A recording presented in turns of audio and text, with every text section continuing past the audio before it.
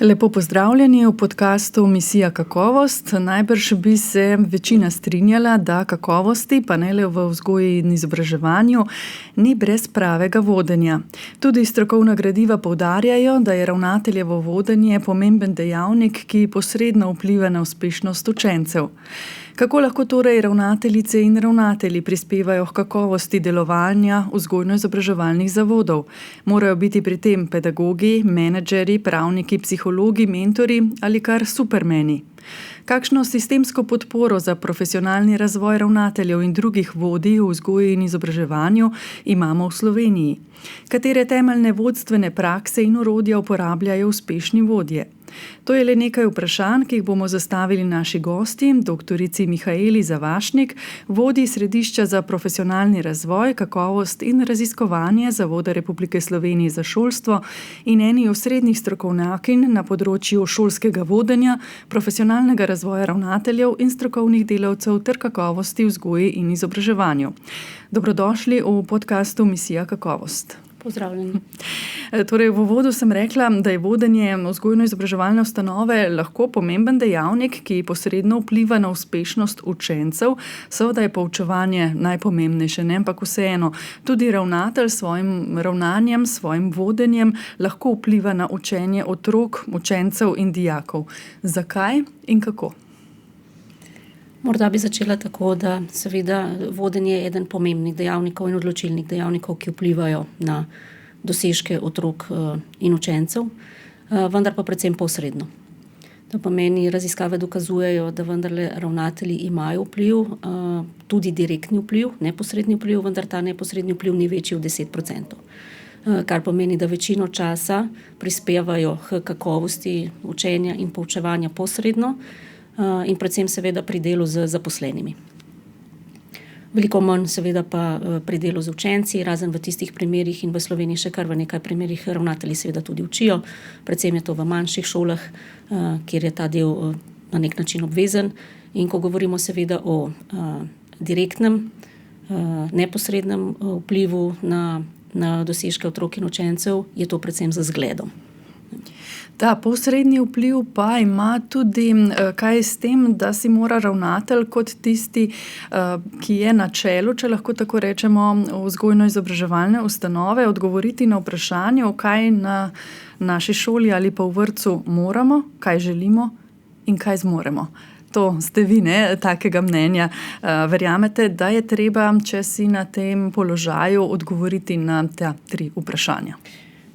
Sama osebno mislim, pa tudi stroka dokazuje seveda, da so ta 3 vprašanja ključna. Predvsem zaradi tega, ker se mogoče premalo zavedamo še vedno, da je kontekst tisti, ki določa vodenje. To pomeni, vodenje ni povsod enako, ni v vsaki šoli enako. Predvsem je to odvisno, v kakšnem kontekstu deluje ravnatelj, in ko govorimo seveda o kontekstu, mislimo tako na lokalno okolje in mislimo tudi na neposredno okolje. To pomeni, govorimo o sestavi učiteljev, govorimo o strukturi učencev. Na to lahko vpliva tudi seveda neka zgodovina šole, neke družbene okoliščine v danem nekem regionalnem okolju. In seveda zdaj, če želimo, da je, in če izhajamo iz predpostavke, da je vodenje seveda kontekstualizirano, potem so ta 3 vprašanja ključna. Torej, kaj moramo in kaj ravnatelj mora. Običajno govorim v množini, zaradi tega, ker ne verjamem v to, da je ravnatelj edini tisti, ki vpliva ali pa usmerja šolo, ampak bi jo morali pravzaprav vsi, z vsemi zaposlenimi. Torej, kaj mora, to na nek način določa država. Imamo nek okvir, v katerem vemo, da se vsi gibljemo, to so pač normativni vidiki, zakonodaja, pravilniki in tako naprej. Potem to drugo vprašanje, seveda, kam pa želimo, si mora pa šola na nek način oziroma vrtec ali pa katerikoli vzgojno-izobraževalni zavod določiti sam. Zaradi tega, ker najbolje pozna svoje učence, najbolje pozna seveda starše, s katerimi sodeluje, najbolje pozna lokalno okolje, kar pa meni, da ne mora biti po celotni državi verjetno smeri delovanja iste. In šola in vrtec ve, kaj je tisto, v katero smer mora, si mora izbrati seveda na nek način tudi svoje prednostne cilje izboljšav, če temu tako rečemo. Seveda pa, ko si enkrat izbere te cilje izboljšav ali pa prednostne cilje, mora pa seveda tudi vedeti, kaj zmore. To pa meni, kakšne učitelje ima, kaj učitelji v danih okoliščinah seveda zmorejo, v kaj je treba usmeriti morda delo seveda učiteljev in na kakšen način jih podpreti, da bodo lahko tiste cilje, ki so si jih skupaj kot prednostne izbrali vsaj nekaj let, običajno rečemo vsaj v nekem 3-letnem ciklu tudi uspešno nagovarjali in uresničevali. Ta 3 vprašanja zvenijo enostavno, po vaših izkušnjah, kako težko pa se je vseeno odgovoriti na ta 3 vprašanja? Pravzaprav je to proces, ki ni zelo enostaven. Izpostavila pa bi, da je bistveno pri tem procesu, da poteka skupaj z vsemi zaposlenimi. Zakaj? Zaradi tega, ker vemo, da če bo ravnatelj to delal skupaj z zaposlenimi, pomeni, da se bodo tudi zaposleni bolje identificirali z cilji, ki bodo postavljeni, in kako se bodo bolje identificirali z cilji, pomeni, da jih bodo tudi z vse večjo verjetnostjo uresničevali. Če bodo cilji izbrani skupaj z vsemi zaposlenimi, potem se bodo učitelji čutili bolj opolnomočeni in bodo vedeli, da se lahko tudi zanesejo drug na drugega. Hkrati pa bodo znali tudi katerimkoli vsem zunanjim deležnikom pojasniti, zakaj se je vzgojno-izobraževalni zavod odločil za te prednostne cilje izboljšav in seveda pojasniti, kaj bodo naredili v prihodnjih 3 letih in seveda na koncu tudi na nek način, če temu rečemo, ovrednotili celoten proces in pa rezultati, ki jih bodo v tem obdobju dosegli. Čeprav zdaj poudarjate, kako pomembno je, da ima ravnatelj ob sebi kolektiv in da deluje skupaj z kadrom in skupaj iščejo tudi usmeritve, cilje za naprej in tudi poti, kako jih uresničiti, pa vseeno, če se vrneva k samemu položaju ravnatelja ali ravnateljice. V prvi vrsti gre za pedagoga, pedagoginjo, ki se znajde v tej vlogi, ki pa od nje zahteva tudi znanje drugih področij, upravljanje, vodstvene kompetence. Morajo biti ravnateljice ali pa ravnatelji supermeni? Ja, včasih se zdi v kontekstu, v katerem delujejo, da morajo biti supermeni. Okoliščine vodenja so vedno zahtevnejše. Če bi pogledali, 20 let nazaj, se mi zdi, da seveda okoliščine vodenja niso bile tako zahtevne, kot so danes. Dejstvo pa je, da seveda ni mogoče pričakovati, da bi bili ravnatelji supermeni. In mislim, da je treba to tudi jasno in na glas povedati. V slovenskem okolju še vedno predvsem govorimo o ravnatelju tistem, ki je odgovoren za vse in tudi z normativnega vidika dejansko je. V boljših sistemih seveda imajo te odgovornosti zelo jasno in natančno razdeljene. To pomeni, ve se, zakaj je odgovoren ravnatelj, ve se, zakaj je odgovoren učitelj, ve se, do katere meje, kje lahko vstopajo starši, naprimer, in kje se seveda ta meja zaključi. Sama pogosto govorim veliko raje kot o ravnatelju in o ravnateljevanju. V slovenščini pač imamo te jezikovne ustreznice. Govorim o vodenju v vzgoji in izobraževanju. Namreč verjamem v to, tudi znanost in stroka gresta že z leti v to smer, da vodenje se odvija na različnih ravnih. Sicer imamo neko osebo, v tem primeru pač ravnatelja v Sloveniji, ki je odgovoren za vse, ampak ne znam si predstavljati danes vodenja v kakovostni šoli, kjer ne bi ravnatelj imel okoli sebe neko skupino ljudi, lahko temu rečemo vodstveni tim, razvojni tim, vodstvo šole, pojmovanja so zelo različna, katerim neki skupini ljudi, ki seveda skupaj z ravnateljem deluje. Učitelji mi pogosto tudi zamerijo, ker rečem, da so tudi oni vodje. Jaz mislim, da so oni vodje učitelji vsak dan, vsakih 45 minut.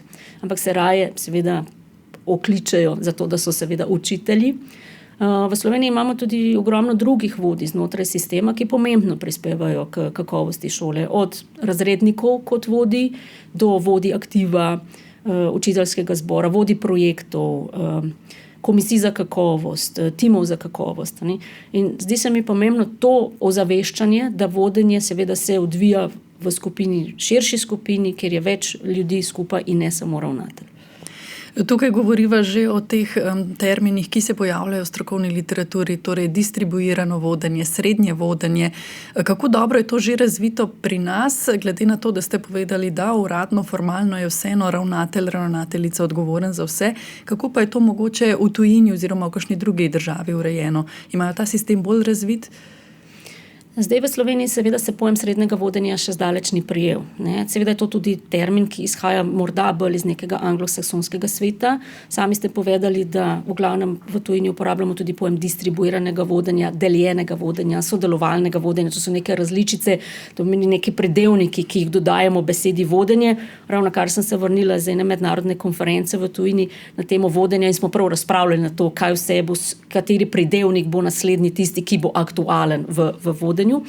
Ampak, če se vrnemo k temu vašemu neposrednemu vprašanju, seveda pojem srednjega vodenja pomeni pač ljudi, ki delajo na različnih ravneh vodenja znotraj šole. Formalno v Sloveniji, kot sem že prej v prejšnjem odgovoru povedala, imamo seveda vodje strokovnih aktivov, ki so tudi uradno formalno imenovani. Imamo tudi vodje projektov, razrednike in tako naprej.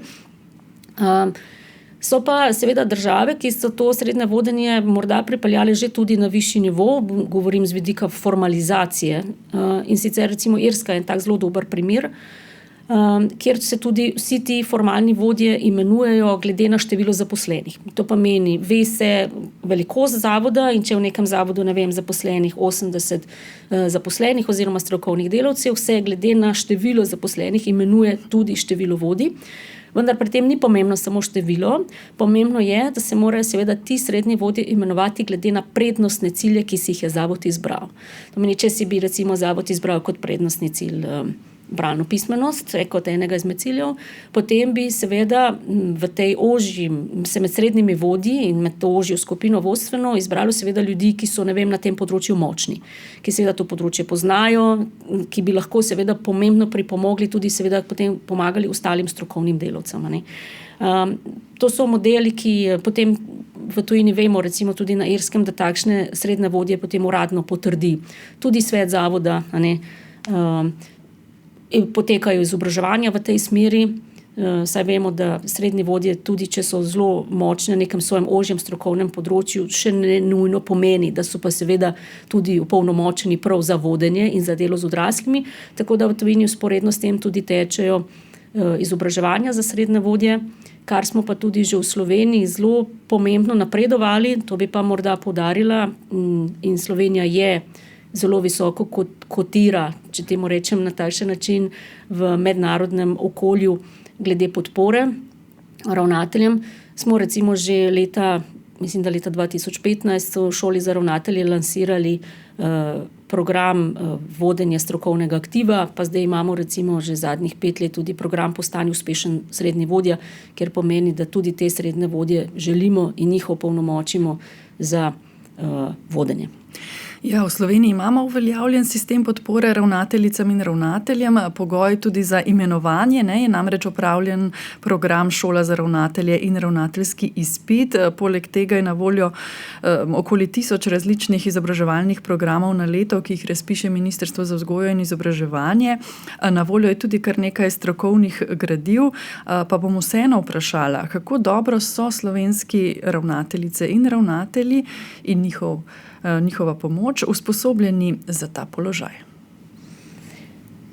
Zdaj, če se vrnemo nazaj k programom, ki jih v bistvu ponujamo, Slovenija se umešča v tisto skupino držav, ki imajo že zelo dolgo obveznost tako imenovanega ravnateljskega izpita za vodenje, kar je pohvalno. V tujini so se že v preteklosti in se še danes vedno obračajo tudi na nas v Sloveniji. Mi smo namreč že leta 1995 lansirali prvi program Šola za ravnatelje in ravnateljski izpit in nas v tem oziru to umešča med prvih 10 tudi držav OECD. To je program, ki obsega 144 kontaktnih ur, kar pomeni, da traja eno koledarsko leto. In seveda zdaj, če bi vprašali ravnatelje, ki zaključijo to, dostikrat povedo, da bi si želeli, da so takšen program obiskovali tudi prej. Zdaj v Sloveniji seveda lahko ta program obiščete prej, že kot strokovni delavec in mnogokrat tudi strokovni delavci, ki morda nikoli zelo jasno povedo, da ne bodo postali ravnatelji, povedo, da je ta program zelo koristen. To meni program seveda obsega vse teme od prava, zakonodaje, pedagoškega vodenja, dela z ljudmi, zaposlenimi, teorije organizacij, samega uvoda v vzgojo in izobraževanje, kaj to pravzaprav je. Bi si pa upala trditi seveda, da znanja nikoli ni dovolj. Pomeni, soočate se z zelo različnimi okoliščinami, s katerimi se danes ravnatelj srečuje. Se mi zdi, da je pomembno, da seveda poleg ravnateljskega izpita potem v nadaljevanju obišče tudi marsikakšen drug program, morda bolj kakšen ožji, specializiran na nekem določenem področju, kjer se pač želi seveda izpopolnjevati. Je pa logično, da bi si predstavljam tudi jaz sama kot vodja in izhajam iz pedagoških vod, imam največji primanjkljaj ali pa čutim največji primanjkljaj na tistih področjih, kjer se primarno nisem izobraževala, kar pomeni, da si seveda želim, da bi se opolnomočila na tem področju in je pogosto to seveda, zakonodaja, prava, finance in te stvari. Obvezna sta le šola za ravnatelje in ta izpit, vse ostalo temelji na lastni odločitvi vodij za izobraževanje. Se vam zdi to dovolj? Se ravnatelji, podravnatelji, tudi kakšni učitelji dodatno izobražujejo tudi po tem izpitu? Kakšne so vaše izkušnje? Zdaj, na splošno gledano vedno povem, da je potreba pogledati tudi onstran meja. Mednarodne raziskave kažejo, da se slovenski ravnatelji in tudi strokovni delavci izjemno veliko udeležujejo. Raziskave kažejo, da nas to umešča med, tako kot sem že tudi prej povedala, celo med prvih 5 na področju profesionalnega razvoja. Seveda pa eno je ravnateljski izpit, ki je obvezen, drugo pa so potem druge oblike vseživljenjskega izobraževanja, ki pa v Sloveniji niso obvezne. Sama bi se osebno seveda zavzela tudi strokovnega vidika, da bi na nek način tudi pri ravnateljih veljala zaveza, obveza izobraževanja v kasnejšem času. Ne bi želela delati krivice tistim ravnateljem, za katere vem, da se zelo izobražujejo. Bi si pa seveda želeli, da bi bilo teh ravnateljev več. Slovenske raziskave in tuje, kamor se vključujejo slovenski ravnatelji, kažejo na to, da se v večji meri udeležujejo krajših izobraževanj, konferenc, posvetov, enodnevnih, dvodnevnih. Hkrati pa vemo tudi iz vidika učinkov, da takšna enodnevna izobraževanja večjih, daljših učinkov ne dajo. Kar pomeni, da bi si v bistvu želeli, da se ravnatelji in pa drugi vodje vključujejo bolj v programe, ki so daljši, z nekimi mestnimi aktivnostmi, kjer je treba neka preizkušanja v praksi narediti in da se seveda te spremembe in izboljšave bolj zasidrajo, kakor pa samo neki občutki ali pa potrditve, ki jih dobimo po nekem enodnevnem izobraževanju. Že večkrat ste zdaj v najinem pogovoru omenili okoliščine, v katerih delujejo vzgojno-izobraževalne ustanove in da je danes vodenje drugačno oziroma težje kot pred 20 leti. O kakšnih izzivih govorite? Kje vi vidite, da so današnji časi še posebej drugačni ali pa postavljajo pred ravnatelje mogoče drugačne naloge, kot so jih pred 20-30 leti?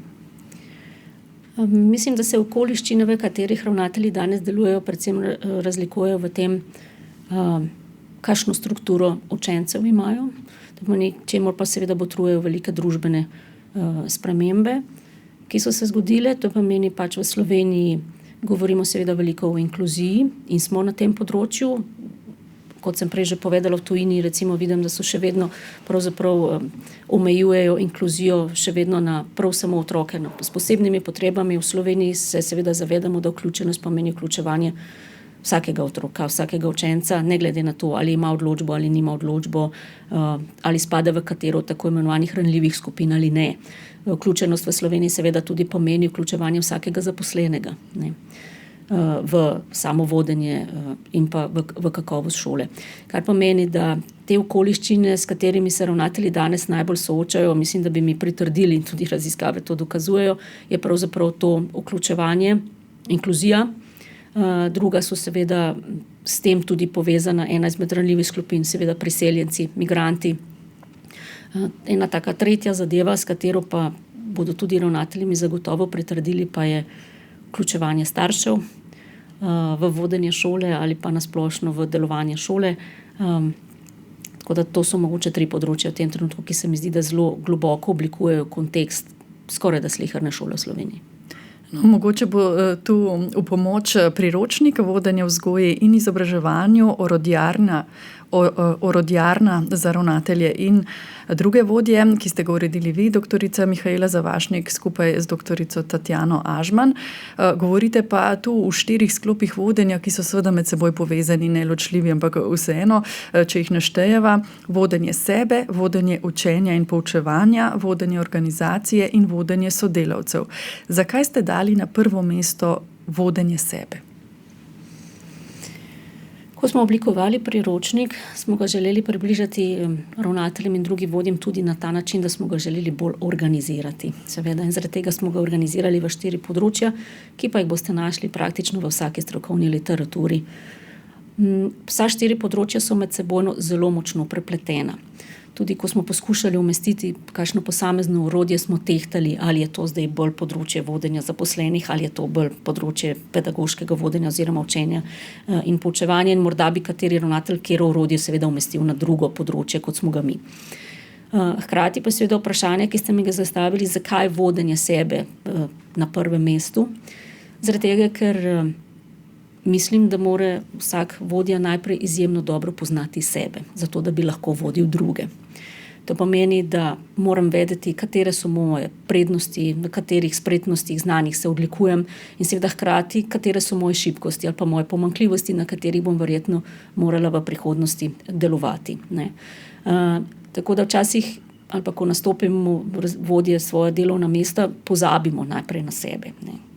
Če gledamo to z etičnega in moralnega vidika, seveda je prav, da skrb namenjamo drugim, posebej učencem in zaposlenim, ampak izkazalo se je seveda to pa še bolj v zadnjih časih ali pa morda od časov COVID-19 naprej, da seveda ravnatelji lahko ob tem, če pozabijo nase in seveda ne poznajo toliko same sebe, tudi vodi to do seveda izgorelosti ali pa celo do predhodnega odhajanja iz poklica, pravzaprav zaradi hudega bremena, ki ga nosijo ravnatelji s seboj.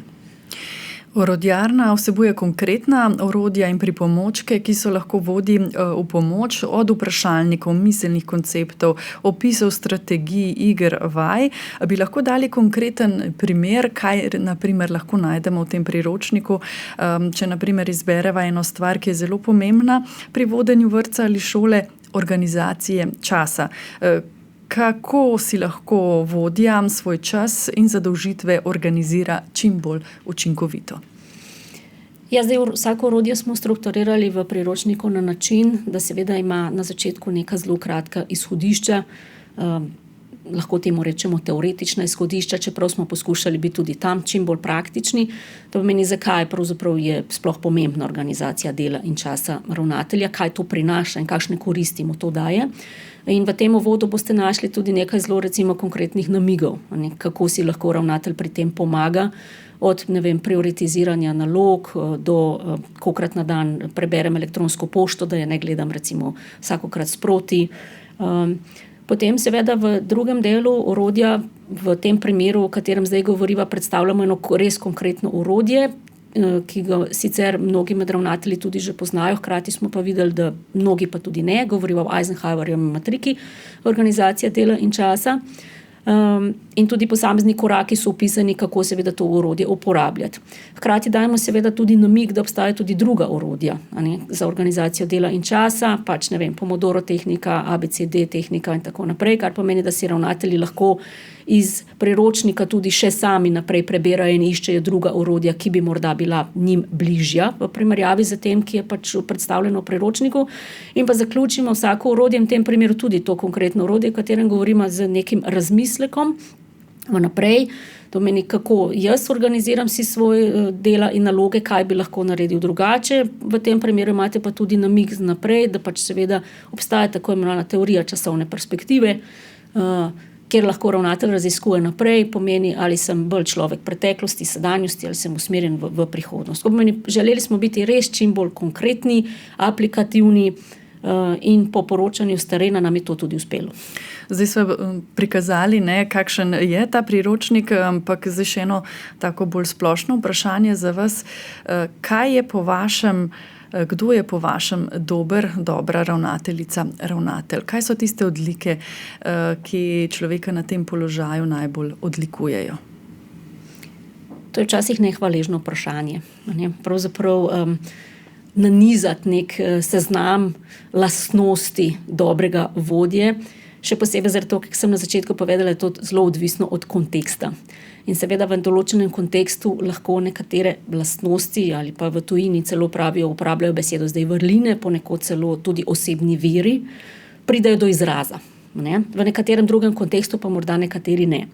Zdaj, raziskave seveda kažejo morda predvsem na ene take širše sklope teh osebnih virov ali lastnosti, ki naj bi jih pač dober vodja imel. In v zadnjem času se omenjajo predvsem sistemsko razmišljanje, da pomeni videti celo sliko. Namreč vodje se vsak dan ukvarjamo res z konkretnimi posamičnimi primeri in morda v vsem tem kontekstu potem izgubimo to celo sliko, to je nek helikopterski pogled, da znam seveda od posameznika pravzaprav začeti razmišljati v kontekstu celotne šole in da ne govorim še kasneje seveda o nekem celotnem sistemu. Namreč ravnatelji pogosto govorijo, da pač na ravni sistema odločevalci včasih ne razumejo konteksta določene šole, ampak hkrati mora tudi vodja razumeti, da okvir mora na normativni ravni biti postavljen tako, da ga lahko v vsaki šoli uporabimo. Ne glede, je to majhna šola, je to velika šola, je to podeželska šola, je to mestna šola. Torej, sistemsko razmišljanje, proaktivnost, zagotovo. To pomeni ne samo analizirati, cepetati na mestu ali pa iskati neke vzroke v preteklosti, ampak se začeti premikati. Potem fleksibilnost, prilagodljivost, zelo pogosto se v zadnjem času omenja odpornost. Potem imamo recimo čustvena inteligenca. Ne? Tako da morda, da ne bom začela še z nekim daljšim seznamom in sama sebe v to nehvaležno vlogo postavila, bi rekla in se tudi kar strinjala sama kot vodja, da so to res te pomembne odlike. Morda še, da izpostavim tako, ki se zdi pa že zdaj zelo vsakdanja, je pa seveda komunikacija. Pogosto namreč vidimo, da premalo so bile določene stvari skomunicirane, veliko se pa govori o tem, da seveda poslušamo, vendar ali v resnici tudi slišimo. Ne? Tako da mogoče bolj na seveda poslušanju in slišanju delati več. Vodja vzgojno-izobraževalne ustanove mora usmerjati tudi učenje, pedagoško delo. Kako lahko to stori, glede na to, da se laikom velikokrat zdi, da je proces učenja in poučevanja stvar, ki se dogaja v razredu, torej med učenci, učencem in učiteljem? Seveda, ta proces učenja poteka praviloma med učencem in seveda učiteljem. Vendar pa, ko govorimo o učenju, govorimo tudi o učenju učiteljev. In ravnateljeva naloga je, da v prvi vrsti poskrbi, da se tudi učitelji učijo. Zdaj lahko temu rečemo profesionalno učenje, lahko temu rečemo profesionalni razvoj, vseživljenjsko učenje, katerikoli termin seveda na tem področju izbereva.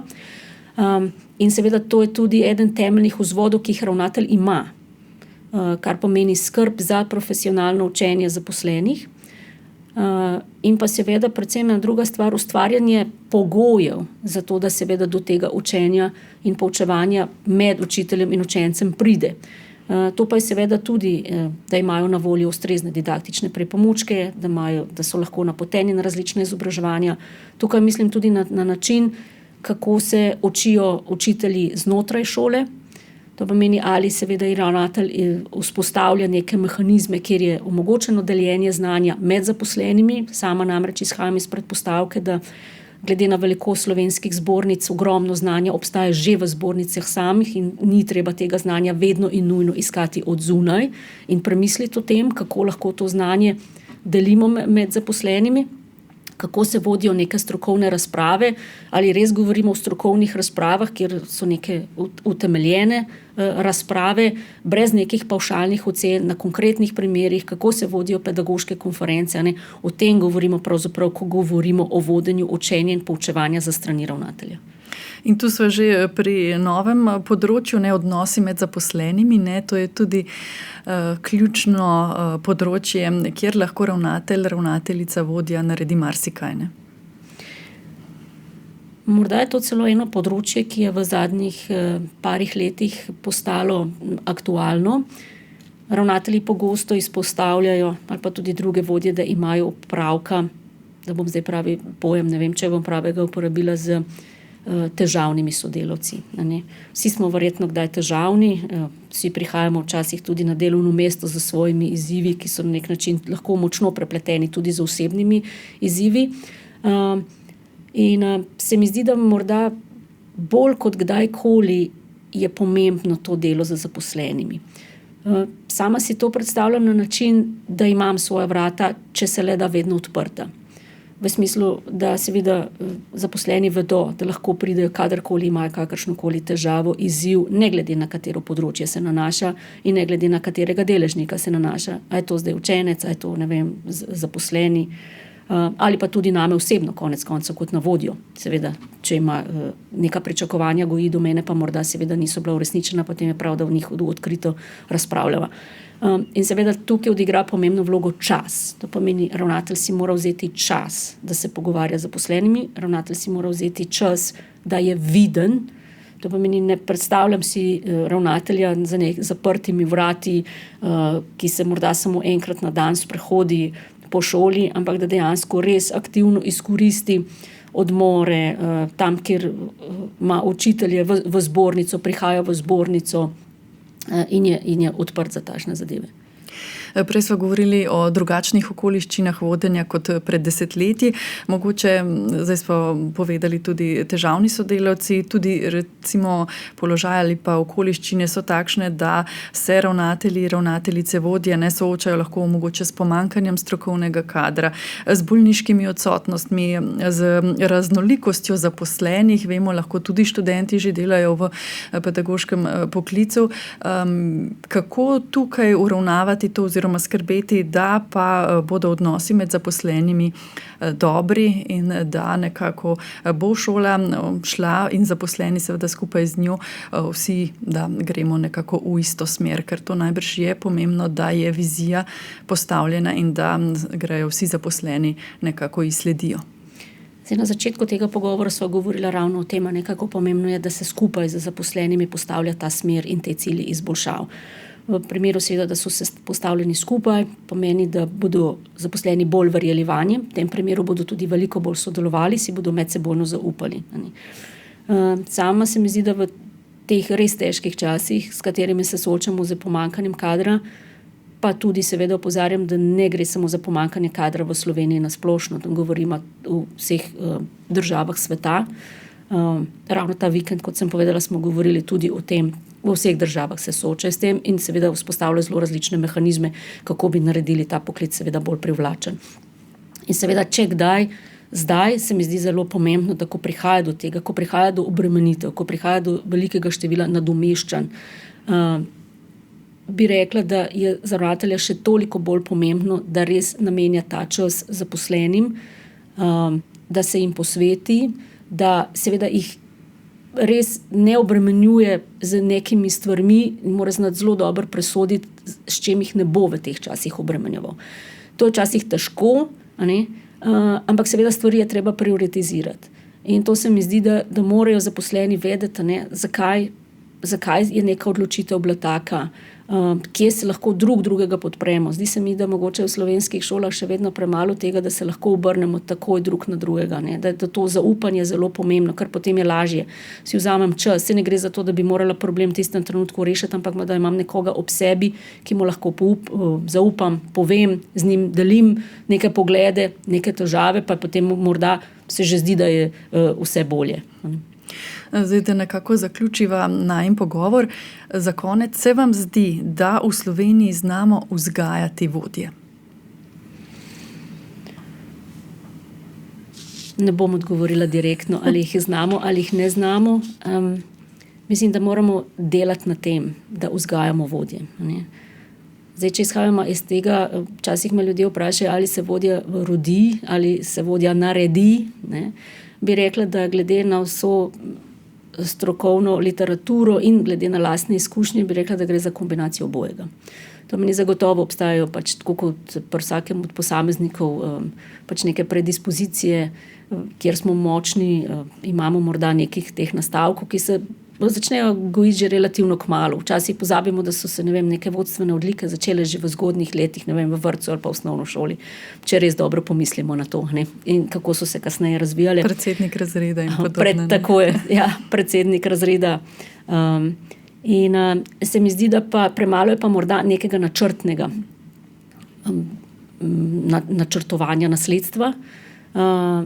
prav zaradi tega se mi zdi tako pomembno, kot smo na začetku že izpostavili, da seveda ne govorimo samo o ravnateljevanju, ampak govorimo o vodenju. In s tem, ko v bistvu že delamo neko skupino ali pa imamo vzpostavljeno neko skupino vodij različnih skupaj in okoli sebe na šoli, pomeni, da na nek način že tudi vzgajamo verjetno svoje neke naslednike v prihodnosti. Je pa v Sloveniji seveda ravnatelj, če mu rečemo zelo preprosto, na mandatu, kar pomeni na prepihu seveda vsakih toliko let. In se mi zdi, da morda je še to toliko pomembno, da vemo, kakšne ravnatelja si pravzaprav želimo. Tudi kakšnega ravnatelja ne samo v posamezni šoli, ampak tudi na ravni sistema. S kakšnimi odlikami želimo, da to seveda vzgoja in izobraževanje in sistem kot celota se pelje naprej. Prej ste sicer povedali, da je Slovenija v tem sistemu podpore vodjam vzgojno-izobraževalnih ustanov na odličnem mestu oziroma v samem vrhu, ne? Pa vseeno, vi mogoče kje vidite še, da bi se dale stvari izboljšati, da bi nekako ta sistem še podkrepili oziroma še okrepili? Zagotovo mislim, da bi bilo potrebno razmisliti o tem, da je morda ravnateljski izpit potrebno opraviti dejansko pred samim nastopom. V tem trenutku vemo, da je zakonodaja naravnana tako, da ga seveda lahko bodoči ravnatelj opravi seveda predhodno ali pa seveda v enem letu od imenovanja. Pogosto pa vemo tudi v praksi, če je to takrat ob imenovanju v tistem letu, ko se seveda že ravnatelj sooča z tako ali tako številnimi izzivi in mora ob tem še neko intenzivno izobraževanje opravljati, da je to lahko zelo zahtevno. Zato se mi zdi, da bi verjetno morali razmišljati v smer, da bi to bilo obvezno pred tem, seveda pa ne verjetno predolgo obdobje pred tem. Seveda to zdaj, da je to optimalno obdobje načrtovanja, se včasih niti ne vemo, ali bomo kandidirali in kdaj bomo seveda kandidirali. Moram pa reči, da že zdaj več kot 70% kandidatov na letni ravni seveda opravi to izobraževanje pred tem. In ti seveda povedo tudi na nek način, kako so bili hvaležni, da so ga opravili prej. Tako da to je zagotovo ena izmed usmeritev morda v prihodnosti.